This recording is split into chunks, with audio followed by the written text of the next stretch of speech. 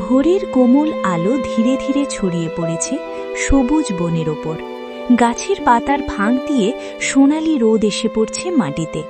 চারদিকে প্রজাপতি উড়ছে, হালকা বাতাসে পাতা দুলছে। বনের মাঝখানে দাঁড়িয়ে আছে এক ছোট্ট তুষারের মতো সাদা খরগোশ। তার নরম লোমে রোদের আলো ঝিকমিক করছে।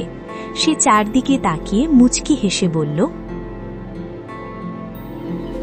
আহা, আজকের সকালটা কত সুন্দর। সে আনন্দে ছোট্ট একটা লাফ দিল, কিন্তু কয়েকদিনের মধ্যেই সবকিছু বদলে গেল।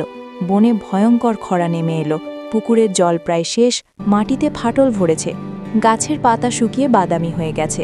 হরিণ ক্লান্ত গলায় বলল, জল প্রায় শেষ হয়ে গেছে। এভাবে চললে আমরা আর বেশি দিন বাঁচব না। কাঠবিড়ালি নিজের লেজ জড়িয়ে বসে আছে, তার চোখে ভয়।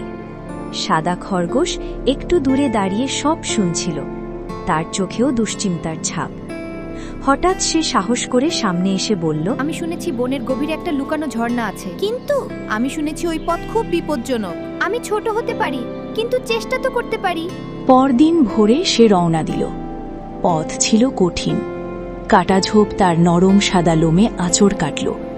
পাথুরে পথে হোঁচট খেল, কিন্তু আবার উঠে দাঁড়াল। সে হাঁপাতে হাঁপাতে বলল, আমাকে থামলে চলবে না, সবাই আমার অপেক্ষায় আছে। আরও কিছু দূর এগিয়ে সে এক অন্ধকার গুহার সামনে পৌঁছাল। ভেতরটা ঠান্ডা আর রহস্যময়, তার বুক ধড়ফড় করছিল। সে ধীরে ধীরে ভেতরে ঢুকল। হঠাৎ প্রতিধ্বনির শব্দে থেমে গেল। চোখ বন্ধ করে ফিসফিস করে বলল, আমি পারবো, ভয় পেলে চলবে না। আমি পারবো। গুহার শেষ প্রান্তে হঠাৎ এক আলোর ঝলকানি। সে দৌড়ে বাইরে বেরিয়ে এলো, আর সামনে যা দেখল তাতে তার চোখ আনন্দে বড় হয়ে গেল। একটি সুন্দর ঝর্ণা, পরিষ্কার ঠান্ডা জল ঝরছে, সূর্যের আলোয় রংধনুর মতো ঝিলিক দিচ্ছে। সাদা খরগোশ আনন্দে লাফিয়ে উঠল, সত্যি জল আছে, সত্যি জল আছে। সে দ্রুত বনের দিকে দৌড়তে লাগল। বনে ফিরে জোরে ডাক দিল, সবাই এসো, আমি জল খুঁজে পেয়েছি, দেখো এসে।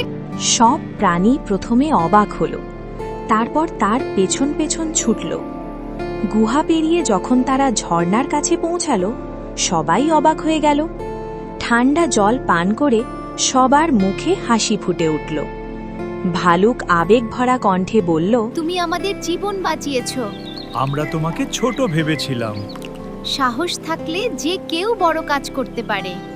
সোনালি সূর্যাস্তের আলোয় দাঁড়িয়েছিল তুষারের মতো সাদা খরগোশটি। ছোট্ট শরীর, কিন্তু বড় সাহস। সেদিন থেকে বনের সবাই শিখল, আকারে ছোট হলেই কেউ ছোট নয়।